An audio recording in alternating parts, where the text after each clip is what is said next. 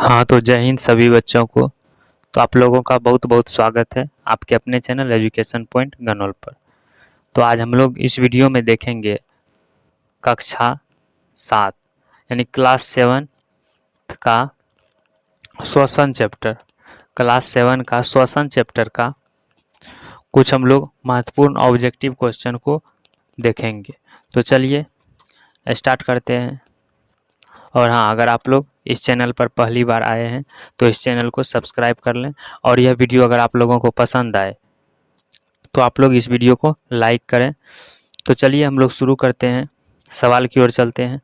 तो हमारा देखिए पहला सवाल कहता है कि जीव की प्रत्येक कोशिका निम्न में से कौन कौन से कार्यों को संपादित करने में भूमिका निभाती है। ऑप्शन में पोषण, परिवहन, जनन, उपरोक्त सभी। तो जीव की प्रत्येक कोशिका जो होती है वो पोषण, परिवहन, जनन यानी ये तीनों काम को करने में संपादित में जो है भूमिका निभाती है, यानी ऑप्शन डी जो होगा वो हमारा सही आंसर हो जाएगा। फिर से हमारा नेक्स्ट क्वेश्चन कहता है, अगला सवाल। तो सवाल है, दूसरा सवाल हमारा कि कोशिका में भोजन के विखंडन के प्रक्रम में ऊर्जा मुक्त होती है, उस श्वसन को क्या कहते हैं। तो कोशिका में भोजन के विखंडन के प्रक्रम में ऊर्जा मुक्त होती है, उस श्वसन को क्या कहते हैं। ऑप्शन में वायवीय श्वसन, अवायवीय श्वसन, कोशिकीय श्वसन, प्रसार। तो जो कोशिका में भोजन के विखंडन के प्रक्रम में जो ऊर्जा मुक्त होती है उसे कहते हैं कोशिकीय श्वसन। कौन सा श्वसन कहते हैं, कोशिकीय श्वसन। ऑप्शन सी हमारा राइट आंसर होगा। फिर हमारा अगला प्रश्न आता है। तो प्रश्न हमारा कहता है कि ऑक्सीजन की अनुपस्थिति में भोजन का विखंडित होना कैसा श्वसन कहलाता है। ऑक्सीजन की अनुपस्थिति में। ऑप्शन में वायवीय श्वसन, अवायवीय श्वसन, कोशिकीय श्वसन और कोशिकीय श्वसन। तो ऑक्सीजन की जो अनुपस्थिति में भोजन का विखंडन होता है वह अवायवीय श्वसन कहलाता है। कौन सा श्वसन कहलाता है, अवायवीय श्वसन। ऑप्शन बी हमारा राइट आंसर होगा। और अगर पूछे कि ऑक्सीजन की उपस्थिति में भोजन का विखंडन होता है तो वो कौन सा श्वसन कहलाता है, तो वो वायवीय श्वसन कहलाता है। चलिए ठीक। फिर हमारा अगला प्रश्न है कि कोशिकाएं किसे कहते हैं। कोशिकाएं किसे कहते हैं। ऑप्शन में जीव की सबसे छोटी संरचनात्मक इकाई को, जीव की सबसे छोटी क्रियात्मक इकाई को, या फिर जीव की सबसे बड़ी क्रियात्मक इकाई को। ऑप्शन डी में ए और बी दोनों। तो इसमें से जो हमारा सही आंसर हो जाएगा ए और बी दोनों। ऑप्शन डी हमारा सही आंसर होगा। फिर हमारा अगला प्रश्न कहता है कि जीवों में ऑक्सीजन प्राप्त करना क्या कहलाता है। जीवों में ऑक्सीजन प्राप्त करना क्या कहलाता है। ऑप्शन में ऑक्सीकरण, श्वसन, पाचन, उत्सर्जन। तो जीवों में ऑक्सीजन प्राप्त करना जो है वो श्वसन कहलाता है। क्या कहलाता है, श्वसन। ऑप्शन बी हमारा सही जवाब होगा। फिर हमारा अगला क्वेश्चन कहता है, सवाल नंबर 6 कि जब ग्लूकोज का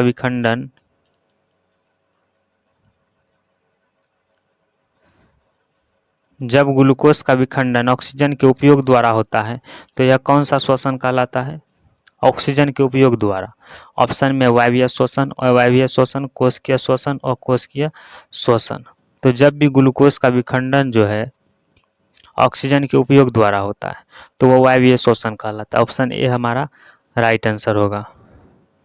फिर हमारा अगला प्रश्न कहता है कि पौधों की पत्तियों में ऑक्सीजन का कार्बन डाइऑक्साइड के विनिमय के लिए क्या पाए जाते हैं। तो पौधों की पत्तियों में ऑक्सीजन व कार्बन डाइऑक्साइड के विनिमय के लिए क्या पाए जाते हैं। ऑप्शन में है रंध्र, वातरंध्र, क्लोम, फेफड़ा। तो इसमें से जो हमारा राइट आंसर हो जाएगा वो हो जाएगा रंध्र। क्या कहलाता है, रंध्र। फिर हमारा अगला प्रश्न है। तो प्रश्न कहता है कि सभी जीवों को भोजन से ऊर्जा प्राप्त करने के लिए किसकी आवश्यकता होती है। सभी जीव को, इस पृथ्वी पर जितने भी जीव हैं सभी को बोला यहाँ पे कि भोजन से ऊर्जा प्राप्त करने के लिए किसकी आवश्यकता होती है। ऑप्शन में पाचन, श्वसन, प्रसार। ऑप्शन डी में है ख और ग दोनों, यानी पाचन और श्वसन। तो सभी जीवों के भोजन से ऊर्जा प्राप्त करने के लिए जो है सभी को आवश्यकता जो श्वसन है। क्या है, श्वसन, यानी ऑप्शन बी हमारा राइट आंसर होगा। फिर हमारा अगला प्रश्न कहता है, तो प्रश्न है हमारा कि कोशिका के अंदर ऑक्सीजन का उपयोग करके भोजन किस में विखंडित हो जाता है। कोशिका के अंदर ऑक्सीजन का जब उपयोग होता है तो भोजन किस रूप में विखंडित हो जाती है। तो कार्बन डाइऑक्साइड, जल, क और ख दोनों, ऊर्जा। तो इसका राइट आंसर हो जाएगा क और ख दोनों, यानी कार्बन डाइऑक्साइड और जल, यानी ऑप्शन सी हमारा राइट आंसर होगा। फिर हमारा अगला प्रश्न कहता है कि श्वसन किसे कहते हैं। श्वसन किसे कहते हैं। ऑप्शन में ऑक्सीजन को अंदर खींचना, कार्बन डाइऑक्साइड का बाहर निकालना, ऑक्सीजन का बाहर निकालना, एक और दो दोनों। तो श्वसन किसे कहते हैं। ऑक्सीजन को अंदर खींचना या कार्बन डाइऑक्साइड को बाहर निकालना और ऑक्सीजन, तो एक और दो दोनों, यानी ए और बी, ऑप्शन डी जो होगा वो हमारा,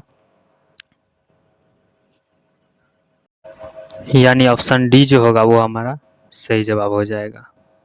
फिर हमारा अगला प्रश्न है, तो प्रश्न हमारा कहता है कि कोई व्यक्ति 1 मिनट में जितनी बार श्वसन करता है वह कौन सी दर कहलाती है। ऑप्शन में है जन्म दर, मृत्यु दर, श्वसन दर, पाचन दर। तो कोई व्यक्ति 1 मिनट में जितनी बार श्वसन करता है वह कौन सी कहलाती है। तो उसका जो है श्वसन दर कहलाता है। क्या कहलाता है। श्वसन दर, यानी ऑप्शन सी जो होगा वो हमारा सही जवाब हो जाएगा। फिर हमारा अगला प्रश्न आता है, तो सवाल हमारा कहता है कि एक कोशिकीय जीव में जिसमें अवायवीय श्वसन होता है वह है amoeba, option B paramecium, option C yeast, option D euglena. तो एक कोशिकीय जीव जिसमें अवायवीय श्वसन होता है तो वह ईस्ट होता है। क्या होता है। ईस्ट, यानी ऑप्शन सी हमारा सही जवाब होगा। फिर हमारा अगला प्रश्न है कि उच्च श्वसन क्या है। उच्च श्वसन क्या है। तो क्वेश्चन कहता है उच्च श्वसन क्या है। ऑप्शन में कार्बन डाइऑक्साइड से समृद्ध वायु को शरीर के अंदर लाना या कार्बन डाइऑक्साइड से समृद्ध वायु को शरीर से बाहर निकालना, ऑप्शन सी ऑक्सीजन से संबद्ध वायु को शरीर के अंदर लाना, और ऑप्शन डी जो है वो कहता है कि ऑक्सीजन से संबद्ध वायु को शरीर के बाहर ले जाना। तो इसमें से जो हमारा राइट आंसर हो जाएगा वो हो जाएगा कार्बन डाइऑक्साइड से संबद्ध वायु को शरीर से बाहर निकालना, यानी ऑप्शन बी। फिर हमारा अगला प्रश्न कहता है, तो प्रश्न है कि अत्यधिक व्यायाम की ऐंठन से आराम पाने के लिए गर्म तेल की मालिश या गर्म पानी से स्नान करने से दर्द कम क्यों होता है। ऑप्शन में है रक्त का संचरण बढ़ने से, लैक्टिक अम्ल पिघलने से, ऑक्सीजन की आपूर्ति बढ़ने से, उपरोक्त सभी।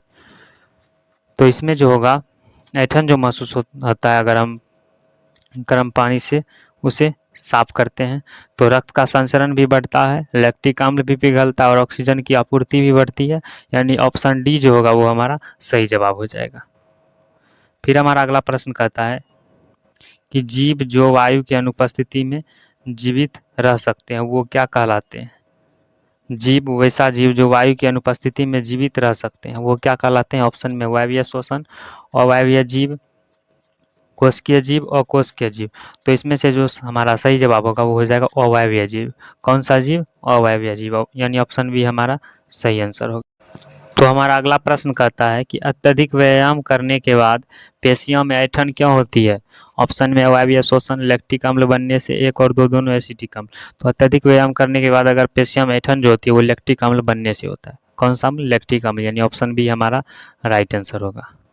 फिर हमारा अगला प्रश्न है कि अंतः श्वसन क्या है। ऑप्शन में ऑक्सीजन से समृद्ध वायु का शरीर के अंदर लाना, और हमारा ऑप्शन कहता है कि ऑक्सीजन से समृद्ध वायु का शरीर से बाहर निकालना, ऑक्सीजन से समृद्ध वायु का शरीर से बाहर निकालना, कार्बन डाइऑक्साइड से समृद्ध वायु का शरीर से अंदर लाना, नाइट्रोजन से समृद्ध वायु को शरीर से बाहर निकालना। तो इसमें से हमारा राइट आंसर हो जाएगा ऑप्शन ए हो जाएगा, ऑक्सीजन से समृद्ध वायु का शरीर के अंदर आना। अंतः श्वसन वही कहलाता है।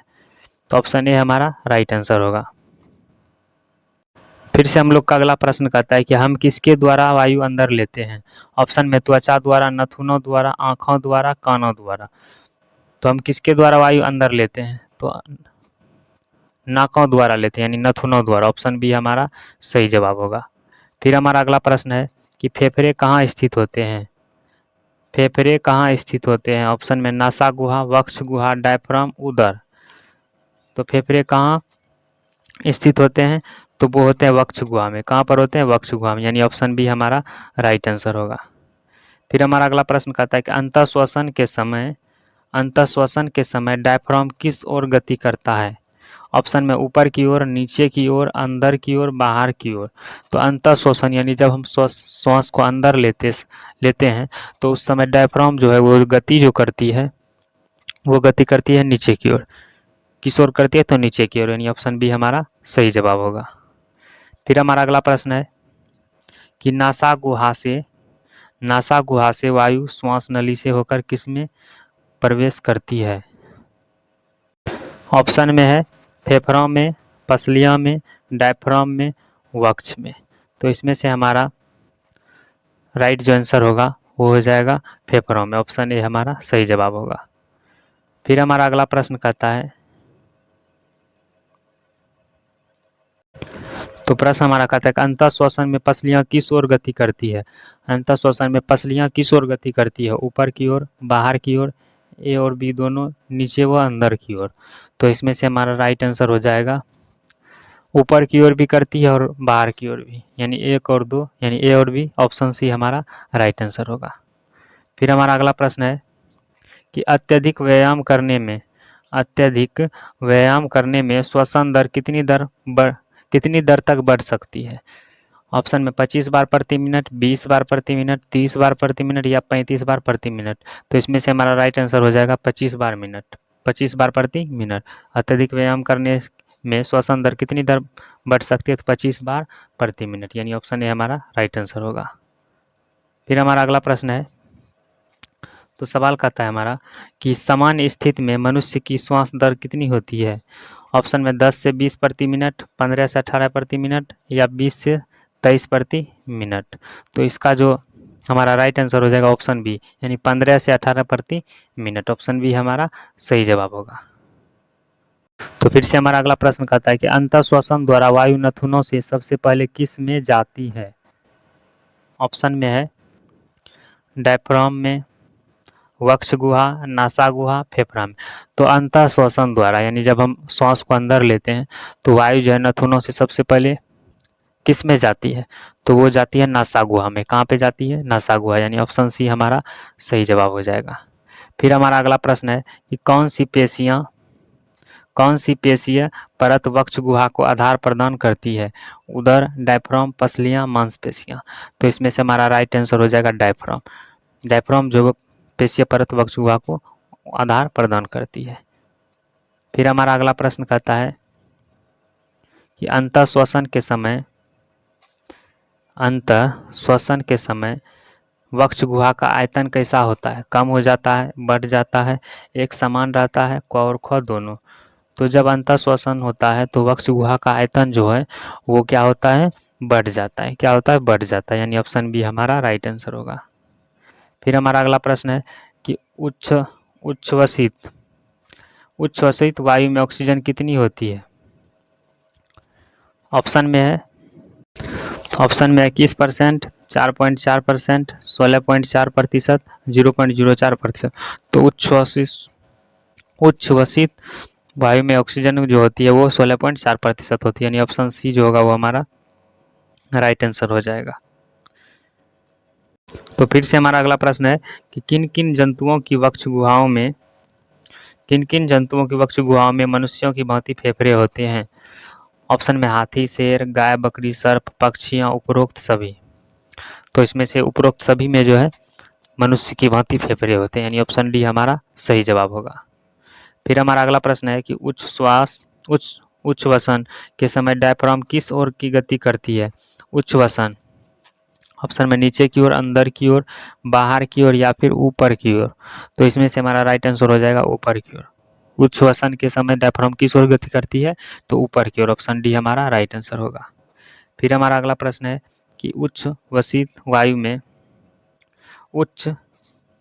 वायु में कार्बन डाइऑक्साइड की मात्रा कितनी होती है। ऑप्शन में 0.4%, 4%, 4.4%, 14.4%।